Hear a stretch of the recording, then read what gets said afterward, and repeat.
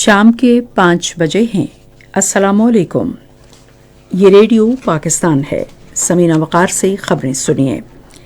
پہلے اہم خبروں کا خلاصہ۔ قومی اسمبلی نے آج Supreme Court Practice and Procedure Bill 2023 منظور کر لیا ہے۔ وزیر اعظم نے قومی اسمبلی کو ملک کے مختلف حصوں میں سحر اور افطار کے دوران گیس کی لوڈ شیڈنگ کا مسئلہ حل کرنے کی یقین دہانی کرائی ہے۔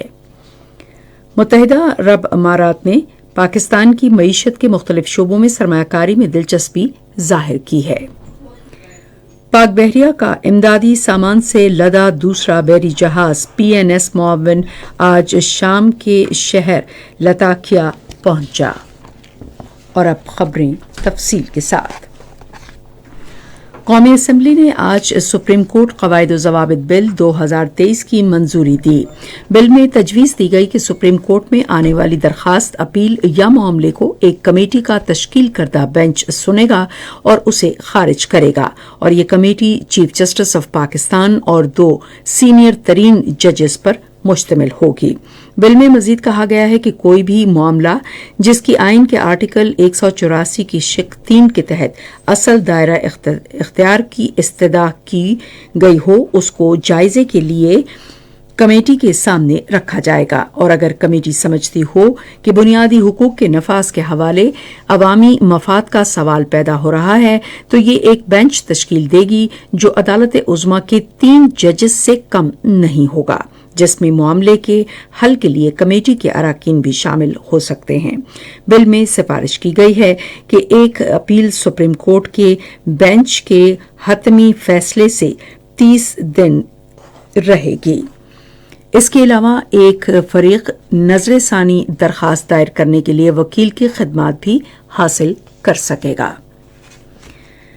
وزیر اعظم محمد شہباز شریف نے سحری اور افطاری کے دوران ملک کے مختلف حصوں میں عوام کو درپیش گیس کی لوڈ شیڈنگ کی شکایات کے ازالے کی یقین دہانی کرائی ہے۔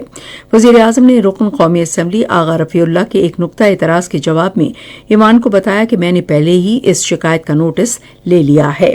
انہوں نے کہا کہ اس مسئلے کے حل کے لیے کوئی کسر نہیں چھوڑیں گے۔ یورپی یونین نے پاکستان کو تیسری دنیا کے بہت زیادہ خطرے کا شکار ممالک کی فہرست سے نکال دیا ہے، جن کی انسداد منی لانڈرنگ اور دہشت گردی میں مالی معاونت کی روک تھام کے طریقہ کار میں تصویراتی خامیاں موجود ہیں۔ وزیر خارجہ بلاول بھٹو زرداری نے آج ایک ٹویٹ میں کہا کہ یورپ کے قانونی اور اقتصادی ماہرین کی طرف سے پاکستانی تاجروں اور دیگر افراد کی ضرورت سے زیادہ جانچ پڑتال نہیں کی جائے گی اور نہ ہی ضرورت سے زیادہ شرائط عائد کی جائیں گی۔ وزیر اعظم محمد شہباز شریف نے کہا ہے کہ یورپی یونین نے پاکستان کو خطرے کے شکار ممالک کی فہرست سے نکال دیا ہے، جو بڑی کامیابی ہے جس سے افراد اور اداروں کو کاروبار کی سہولت ہوگی۔ آج ایک ٹویٹ میں انہوں نے کہا کہ یہ فیصلہ منی لانڈرنگ اور دہشت گردی کی مالی معاونت کی روک تھام کے لیے غیر متزلزل عزم کو مزید مستحکم کرنے کی عکاسی کرتا ہے۔ متحدہ عرب امارات کے سفیر حمد عبید الرحیم سلیم الذهبی نے پاکستان کی موجودہ حکومت کی جانب سے شروع کی ترقی پر مبنی اقتصادی پالیسیوں کو سراہا۔ انہوں نے ان خیالات کا اظہار اسلام آباد میں وزیر خزانہ اسحاق ڈار کے ساتھ ایک ملاقات میں کیا، جس میں انہوں نے دونوں ممالک کے درمیان گہرے برادرانہ تعلقات کو مزید مضبوط بنانے کے طریقوں پر تبادلہ خیال کیا۔ متحدہ عرب امارات کے سفیر نے پاکستان میں معیشت کے مختلف شعبوں میں مزید سرمایہ کاری کرنے میں اپنے ملک کی دلچسپی کا اظہار کیا۔ وزیر خزانہ نے اس موقع پر کہا ہے کہ پاکستان اور متحدہ عرب امارات توانائی، تیل صاف کرنے، پیٹرولیم اور تجارت سمیت مختلف شعبوں میں تعاون کر رہے ہیں، تاہم اس سلسلے میں ابھی بھی مزید مواقع تلاش کرنے کی ضرورت ہے۔ انہوں نے مختلف شعبوں کو اجاگر کیا جس میں دونوں ممالک اپنے موجودہ تجارتی اور سرمایہ کاری پر مبنی موجودہ تعلقات کو مزید فروغ دے سکتے ہیں۔ اسحاق ڈار نے پاکستان میں متحدہ عرب امارات کی سرمایہ کاری تجاویز کا خیر مقدم کیا اور حکومت کی جانب سے مکمل تعاون کا یقین دلایا۔ पाक बहरिया का जहाज PNS मुआवन इमदादी अशिया लेकर आज शाम की बंदरगाह लताकिया पहुंच गया है। जहाज इमदादी अशिया की दूसरी खेप लेकर पहुंचा है, जिसमें शाम के जलजला मुतासरीन के लिए गर्म कपड़े, कंबल और खाने पीने की चीजें शामिल हैं। लताकिया बंदरगाह पहुंचने पर लताकिया के गवर्नर और दीगर ओहदेदारों ने इमदाद वसूल की। गवर्नर लताकिया ने जरूरत की इस घड़ी में इमदाद की फराहमी पर हुकूमत पाकिस्तान और पाक बहरिया का शुक्रिया अदा किया। भारत में आज़ाद खालिस्तान की तहरीक के अहम सिख रहनुमा अमृतपाल सिंह की गिरफ्तारी के लिए बड़े पैमाने पर तलाशी की कार्रवाई जारी है।